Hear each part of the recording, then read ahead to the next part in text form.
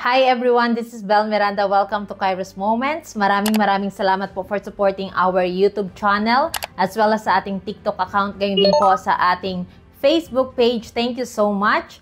And I am excited again to share another testimony for this episode. But before that, let me read this verse with you. Psalm 37 verse 23 to 24. The steps of a good man are ordered by the Lord, and he delights in his way. Though he fall, he shall not be utterly cast down, for the Lord upholds him with his hand. Basahin naman po natin sa Tagalog. Ang gabay ng tao sa kanyang paglakad ay itong si Yahweh. Kung nais maligtas sa gawain niya, ang Diyos nagagalak. Kahit na mabuwal, siya ay babangon pagkat si Yahweh sa kanya'y tutulong.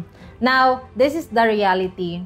Sometimes we condemn ourselves for the wrong decisions we made in the past. Because recently po, even ako personally, I was trying to assess myself, especially sa ginawa kong desisyon bago or pagpasok ng 2024. I was asking the Lord, Lord, mali ba Lord ang desisyon na ginawa ko? Lord, pabigla-bigla ba ako? Lord, parang biglaan ata ang mga ginawa kong desisyon at hindi mo ba yun, Lord, gusto? So, tinatanong ko rin ng Panginoon, tinatanong ko rin ng sarili ko at dumating sa punto na parang baka nga talaga mali ang desisyon ko. Now, can I tell you this? The Lord is not expecting sa atin na maging perfect. Even no matter how hard we tried, nagplano tayo, maraming strategy tayo, nagtulong-tulong tayo, pero talagang may mga sitwasyon na hindi natin makokontrol, na hindi siya aayon eksakto sa pagkakaplano natin.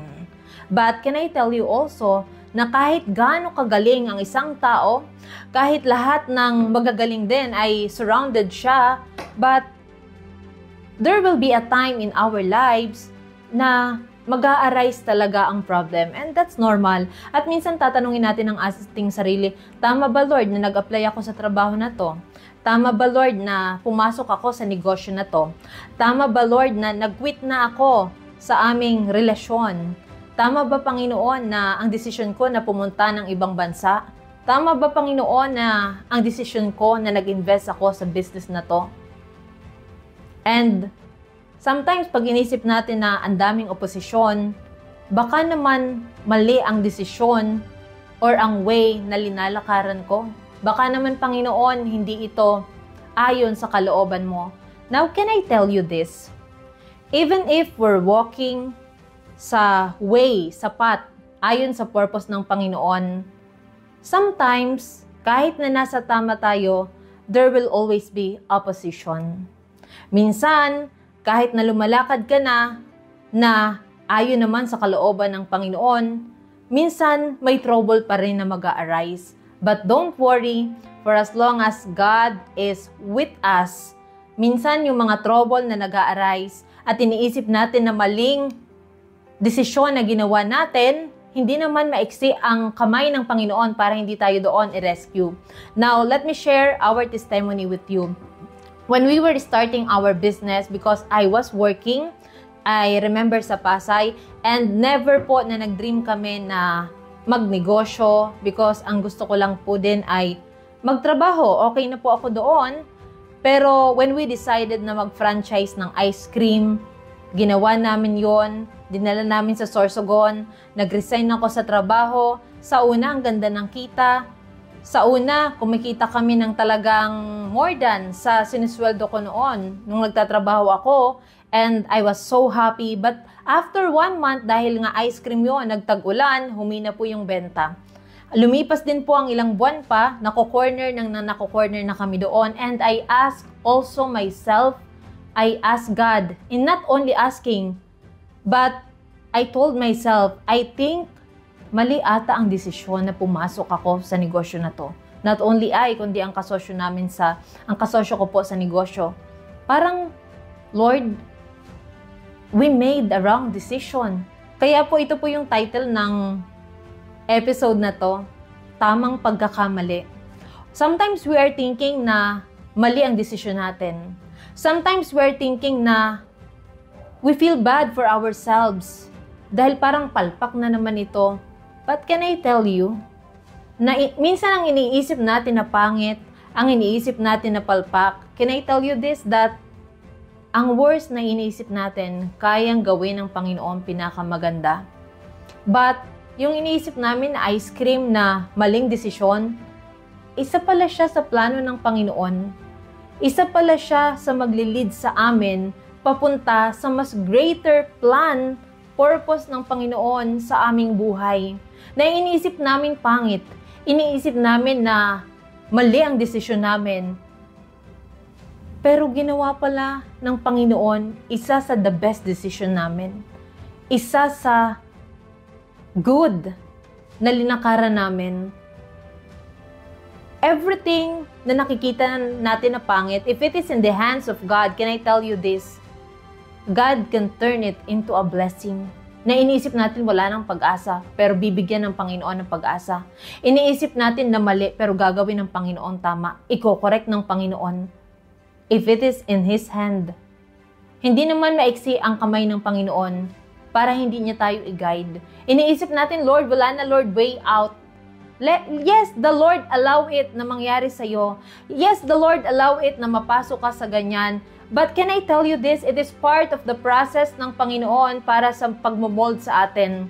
It doesn't mean that we are in the will of God, nasa purpose niya tayo, naglalakad tayo sa kalooban ng Panginoon. God doesn't tell us na there will be no problem. Remember, even ang ibang Bible character sa Bible, nasa will sila ng Panginoon. Sinusunod nila ang kalooban ng Panginoon, but there were always opposition na nag-a-arise. May mga problem pa rin na nag-a-arise. Even si Moses, nung inano niya yung mga Israelites, may mga opposition pa rin.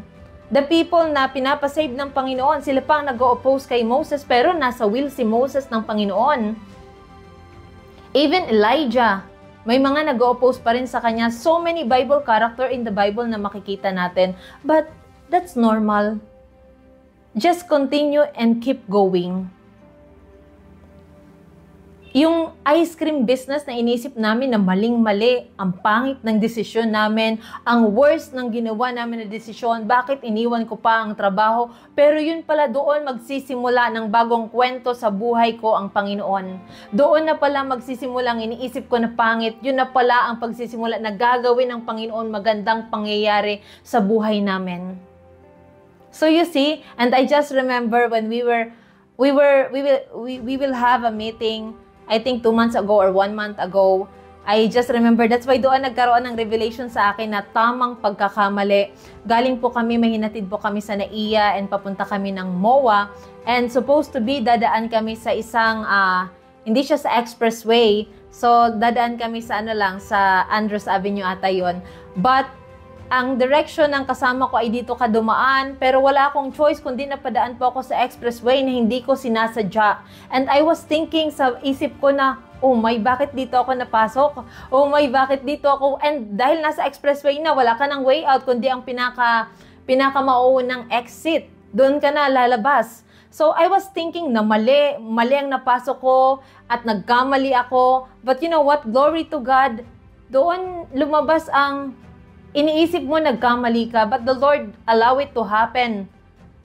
Inayaan ng Panginoon kasi nasa right way ka pa rin pala. And glory to God, iniisip ko mali ako noon. Pero paglabas namin doon, nakapasok ako sa expressway, nakuha lang namin yung time ng 10 minutes. Samantalang kung doon kami dumaan sa kung saan ako pinapasunod, maybe baka 30 minutes pa kami abutin. So, can I tell you this? Stop condemning yourself.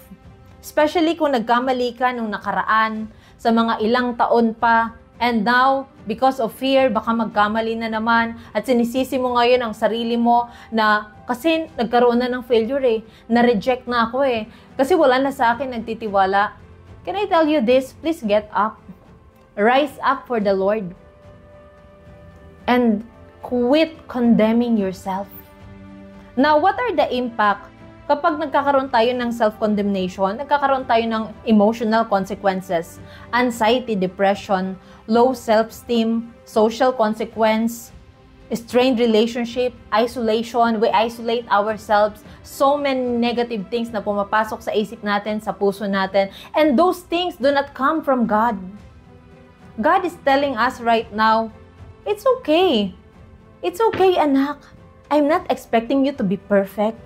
And that's normal. Na iniisip mo na pangit yan. Ano ba, anak? There's always hope in God. If it is committed to God. So sa lahat po ng nagkamali, na hanggang ngayon sinisisi ang sarili, stop condemning yourself. Condemnation doesn't come from God. Kahit nalugmok ka ngayon, kaya kang ibangon ng Panginoon. So many things na nangyari sa aming buhay, especially ako personally na iniisip ko, mali ang decision ko. Nagkamali ako. What is too hard for God? Walang mahirap sa Panginoon. Pag lahat ng problema natin, lahat ng iniisip natin na mali ay linalagay natin sa kamay ng Panginoon, it will become beautiful. Because in the hands of God, there's always hope. In the hands of God, there's always life. There's always light. And there's no condemnation in Him. Now another verse, Isaiah chapter 41 verse 10. So do not fear, for I am with you. So do not be dismayed, for I am your God. I will strengthen you and help you. I will uphold you with my righteous right hand. That is the promise of God to us, to those who believe in Him. Kahit na nagkamali ka, kahit lugmo ka ngayon, kaya kang ibangon ng Panginoon. Ilang beses ka man nagkamali, hindi maiksi ang kamay ng Panginoon para i-rescue ka. Even if people around you are not trusting you, the Lord will still trust you. The Lord will still give you chances. The Lord is merciful. Inaantay lang tayo lagi ng Panginoon na lumapit sa Kanya. Panginoon, feeling ko, Father God, wala na, Lord. I do not know where to go. I do not know kung paano makaka-exit sa isang sitwasyon na pinasok ko na, Lord, na ang gulong-gulo. Feeling ko, Lord, wala na akong solusyon na maisip. But, Lord, can I put this in your hands, Panginoon? With a humble heart, come to God. Because the Lord is just waiting for us to surrender everything. Surrender with all our heart.